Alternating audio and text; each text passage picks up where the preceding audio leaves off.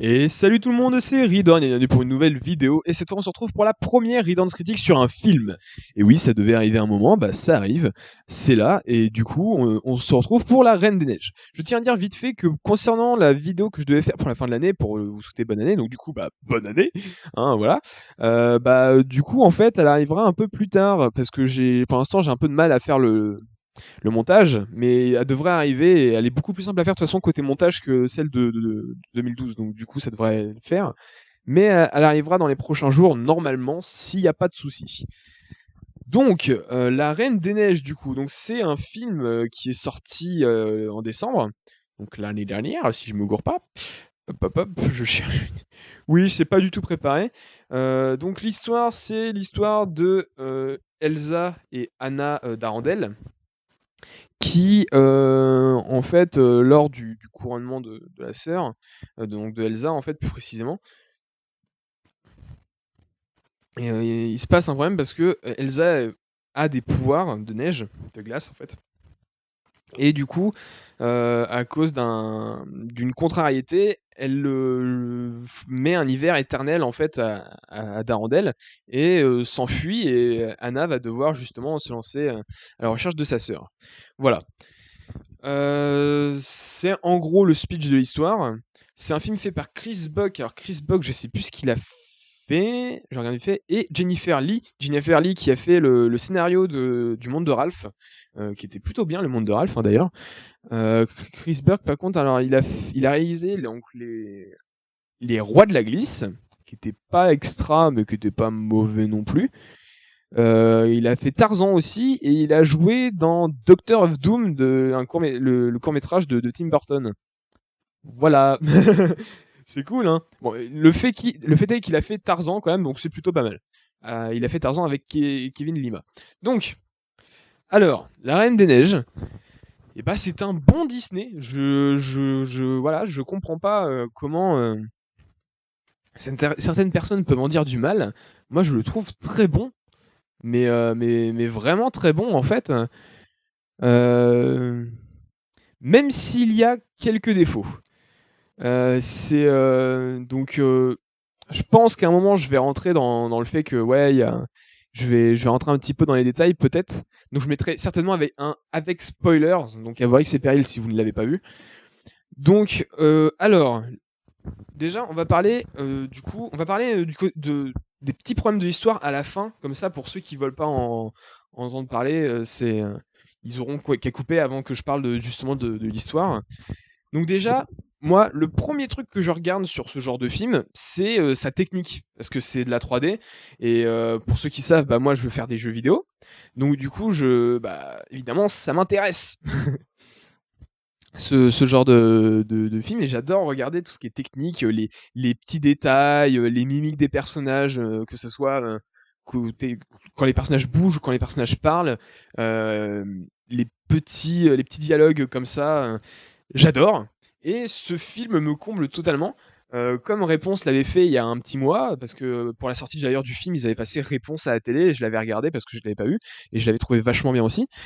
Et oui, je regarde des Disney. Je regarde des Disney depuis que je suis tout petit, donc du coup, je m'en fous un petit peu. Voilà. Depuis que je suis tout petit, je regarde des Disney. J'ai des cassettes du Roi Lion et tout ça, qui ne marchent même plus, tellement que je les ai regardées. d'Aladin et tout ça, enfin voilà. Et, euh, et du coup, en fait, c'était des amis, deux amis qui m'avaient poussé à le regarder, enfin surtout une.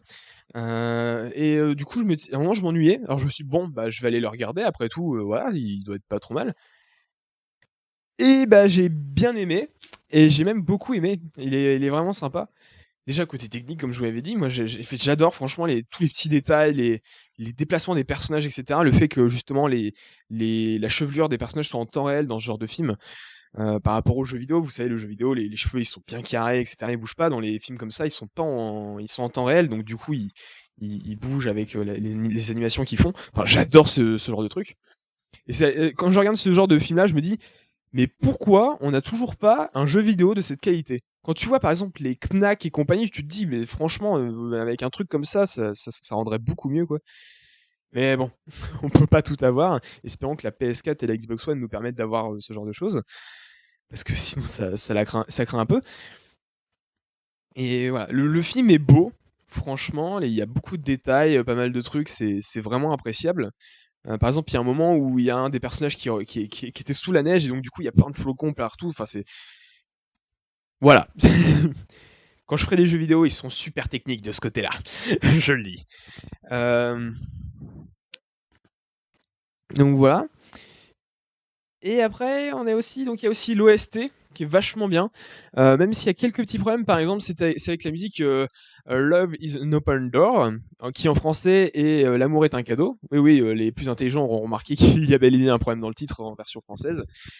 En fait, c'est parce que, comme je vous l'ai dit, dans l'histoire, Elsa n'arrive pas à contrôler ses pouvoirs et à un moment, à cause d'un truc, elle fout sa ville et donc en fait son pays dans un hiver éternel. Et, et du coup, avant ça, en fait, les portes du château étaient totalement fermées. Voilà, il n'y avait absolument pas de personne ne pouvait rentrer, et cetera. Et du coup, pour le couronnement de la reine, ils ouvrent les portes et c'est là que commencent à arriver les problèmes. Mais c'est là que bah, Anna, sa sœur, commence à voler de ses propres ailes, en gros. Et du coup, Love is an open door, ça veut dire justement, c'est un rapport avec ça. Et le fait qu'ils aient changé le titre de la musique en L'amour est un cadeau, ça le fait pas beaucoup. Malgré tout, les musiques sont vraiment sympas, que ce soit en français ou en anglais, et franchement, il y a vraiment pas de problème. Entre autres, et ça, je trouve ça génial, il y a un moment, en fait, un petit peu comme là-haut, je sais plus si vous vous souvenez, dans là-haut, en fait, il y a un moment où ça met en scène enfin, où on voit vivre leur vie, là, le petit couple là, voilà, avec justement le petit vieux, je m'en souviens plus du tout comment il s'appelle. Heu et au fur et à mesure, on voit qu'ils ont essayé d'avoir un enfant et qu'en fait, sa femme a eu une fausse couche. Et ce moment-là, il est calme, il y a juste de la musique, pas de dialogue, pas de bruitage, rien.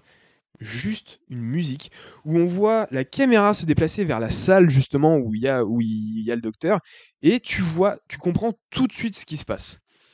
Alors là, pour la scène dans la Reine des Neiges, c'est pas aussi subtil, mais c'est tout aussi marquant. Clairement, c'est tout aussi marquant. La musique, elle change un petit peu, elle s'aggravit, elle devient triste. Et là, il se passe un événement, voilà, que je vais pas dire pour essayer de moins spoiler possible, en tout cas pour l'instant. Et ce moment-là m'a tout de suite bloqué dans le film. Voilà, au départ, j'étais en train de regarder comme ça, juste banalement, et dès que ce moment-là est arrivé, j'étais dans le film. Voilà, ce genre de choses-là, ce genre de petits détails est juste génial. Voilà, juste ça. Après, il y a pas mal de musique prenante, mais ouais, par exemple, mince, je sais plus comment c'est en français. Je voudrais un bonhomme de neige. Ce genre de musique-là, elle te reste dans la tête à la fin, et du coup, des fois, moi, je me remets, je me remets les musiques. Voilà, du coup, parce que je me dis, purée, j'arrête pas de me la chanter, faut peut-être que je me la remette. Ça se trouve, elle va s'en aller après, mais non, elle s'en va pas. Voilà. Non, mais elles sont pas mal quand même, hein. Les musiques sont pas mal, les musiques d'ambiance et tout. Voilà, les chansons sont pas trop mal. Bon, il y en a certaines qui sont moins bien, par exemple quand Olaf chante. Bon, ça va, c'est pas Danny Boone, d'après ce que je sais, qui chante, parce que oui, Danny Boone fait le bonhomme de neige. Et donc, d'après ce que je sais, d'après ce qu'on m'a dit, d'après ce qu'un pote m'a dit, donc justement le petit ami d'une des amies, qui m'a donné envie d'aller voir le film, m'avait dit en fait que c'était pas Danny Boone qui chantait la chanson en fait, et que c'était un autre doubleur qui avait qu'on connaissait, et, qui faisait justement bah, les voix, enfin la voix pour la chanson. Et j'étais un peu choqué, mais ça fait comme si c'était Danny Boone, et c'est un peu dégueulasse en fait. Voilà.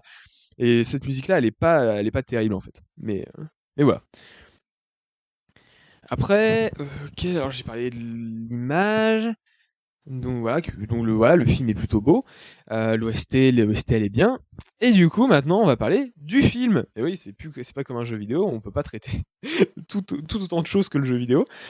Et ouais, parce que oui, pour ceux qui ne savent pas, en fait, je fais surtout des critiques de jeux vidéo. Donc, euh, côté histoire, du coup, maintenant, si vous voulez pas vous faire spoiler l'histoire, bah revenez plus tard. Mais avant, j'aimerais dire un truc. Voilà, c'est que concernant, en fait, j'ai toujours un personnage préféré dans un film, série que je regarde, ou même jeu. C'est toujours un personnage féminin.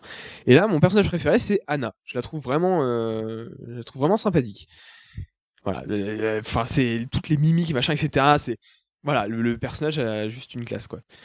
Voilà. J'ai toujours ça, un personnage féminin, en fait, préféré dans chaque truc, hein. Par exemple, dans Naruto, c'est Tenten, ne me demandez pas pourquoi. Dans Fairy Tail, c'est Levi et on dit Levi, pas Levi et mais voilà, me demandez pas pourquoi non plus. Pour, Death Note, bah, c'est Misa, des trucs comme ça, enfin voilà, J'ai toujours un personnage féminin, de préférence. Toujours. Donc voilà. Alors, du coup, côté histoire, ceux qui voulaient pas écouter sont partis. Il y a deux choses qui me tannent un petit peu. Donc attention, là c'est avec spoilers, donc je vais vraiment révéler ce qu'il y a dans l'histoire. Donc si vous voulez pas écouter, quittez la vidéo maintenant. Voilà, c'est un véritable conseil que je vous donne. Donc là, le premier truc moi qui m'a un peu énervé, c'était les trolls. Alors en fait, quand ils sont enfants, Anna et Elsa, des fois, jouent et du coup, Elsa montre ses pouvoirs, etc. Et à un moment, pour essayer de protéger Anna qui va faire une chute, en fait, Elsa touche Anna à la tête sans faire exprès avec son pouvoir. Du coup, ça lui gèle un peu le cerveau, et ce qui fait qu'elle a une mèche blanche, un peu plus claire en tout cas que les autres. Et les parents vont avec les deux filles aller voir les trolls qui peuvent justement guérir ce genre de choses. Et les trolls conseillent en fait d'enlever les souvenirs du pouvoir d'Elsa pour justement que ça se reproduise pas. Parce que Elsa ne sait pas contrôler ses pouvoirs et même adulte, elle ne saura pas contrôler ses pouvoirs, justement ce qui cause l'arrivée de l'histoire. Et à un moment dans l'histoire, Anna, avec un autre personnage, je vous révèle quand même pas tout, pour ceux qui quand même voudraient écouter, en fait, va retourner voir les trolls parce que, d'une manière contreuse encore, Elsa a retouché Anna, mais cette fois au cœur. Un endroit où il fallait pas vraiment la toucher parce que sinon, elle va se transformer en statue de glace. Et du coup, là, les trolls leur disent: «Le seul truc qui peut régler ce problème, c'est un geste d'amour véritable». Et là, tu te dis: «Mais putain, ils auraient pas pu le dire plus tôt, en fait?» Je sais pas, c'est oui, voilà, le truc, c'est qu'il y a même pas de dialogue qui peut te dire: «Il savait pas avant». Il le savait avant, c'était obligé et vu comment il a dit: «Oui, si elle est touchée au cœur, ça sera fini» et cetera. Vu comment il le disait au début, il le savait. Pourquoi il a pas tout simplement dit à Elsa que en fait, c'est les pouvoirs, qu'elle avait, pouvaient être contrôlés par rapport à l'amour? Voilà, c'est-à-dire l'amour qu'elle éprouvait pour les autres. C'est voilà, c'est le petit problème en fait que je trouve, d'après moi dans cette partie du film. Bon après, si il lui aurait dit dès le début, il n'y aurait pas eu d'histoire, donc ça aurait été un peu foireux.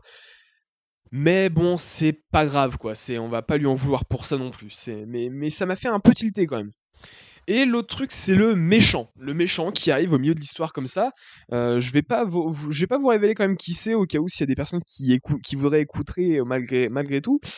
Mais il arrive un peu comme un cheveu sur la soupe. C'est-à-dire le mec, en fait, tu le vois depuis le début, tu te dis: «Bah, voilà, c'est un personnage normal» et à un moment: «Oui, mais je suis méchant» et là tu fais: «Mais hein?» Même pas d'indice, pas une petite phrase. C'est comme justement le truc avec le troll. Le truc avec le troll, tu peux te dire, par exemple, quand il arrive pour examiner justement Anna qui est un peu dans la mouise, il aurait pu dire: «Tiens, je le savais, je l'ai su récemment, pour régler ce genre de problème».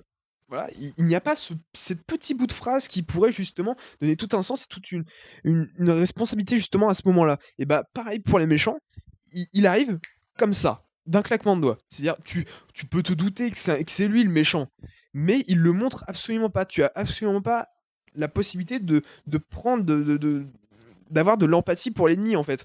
Un peu comme dans certains films où tu te dis putain l'ennemi il est la classe. Là tu peux pas vraiment te dire ça parce que tu le découvres vers la fin du film et finalement c'est assez rapide la fin. Quand on y pense. C'est pas ultra rapide, c'est juste que tu vois pas forcément le temps passer, du coup t'as pas le temps d'apprécier le méchant, tout simplement. Et ça c'est un petit peu dommage. Pas d'indice qui pourrait te dire ah lui c'est le méchant en fait, c'est un méchant. Voilà, je vais être poli durant la critique, donc du coup, c'est un méchant. Et ça, c'est un petit peu dommage. Il arrive un petit peu comme un cheveu sur la soupe. C'est un défaut. Je trouve que c'est vraiment un défaut du film.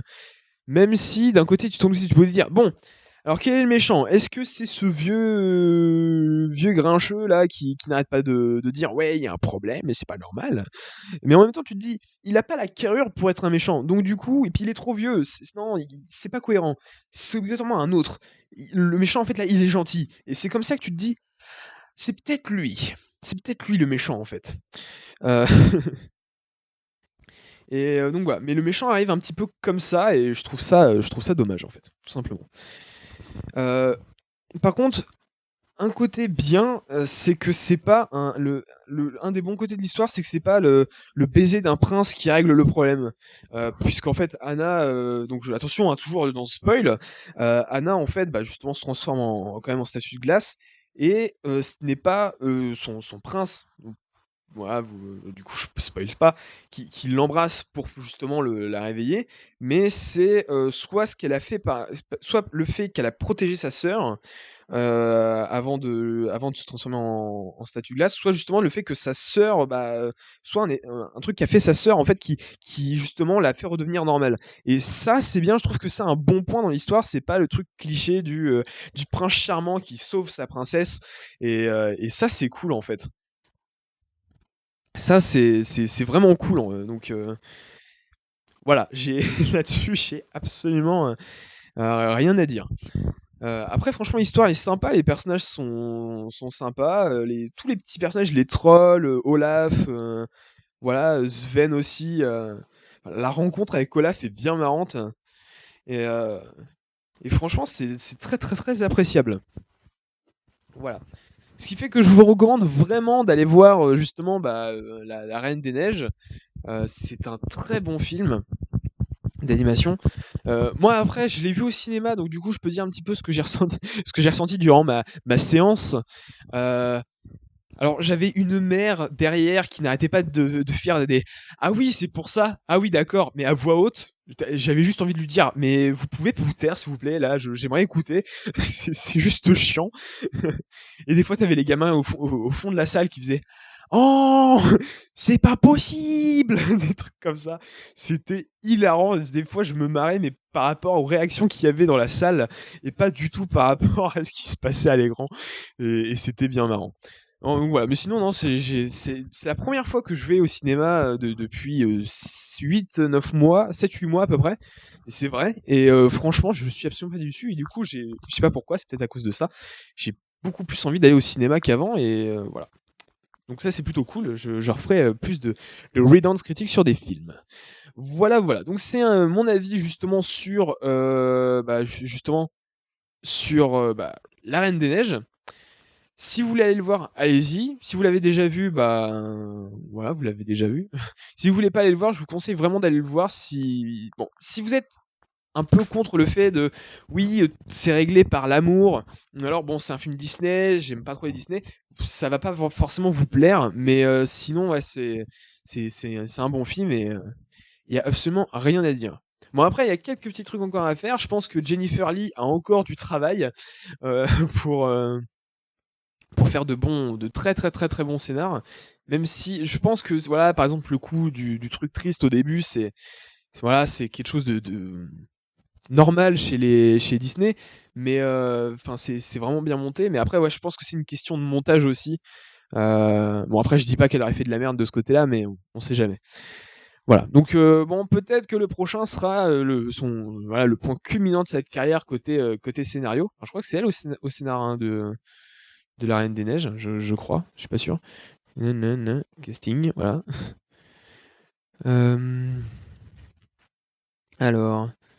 Ah non, oui, bah, justement avec Chris Burke qui sont les scénaristes. Donc voilà, il y a encore du travail, mais les chers gens, il y a encore du travail, mais ouais, pour le prochain, je pense que ça devrait le faire. Il devrait ne pas y avoir de soucis. Bon allez, moi je vous quitte là-dessus et je vous retrouve bientôt pour une nouvelle vidéo qui sera certainement justement bah, la vidéo de fin d'année concernant la fin de l'année, etc., etc. Donc allez, je vous dis à plus et encore bonne année tout le monde. Allez, salut tout le monde.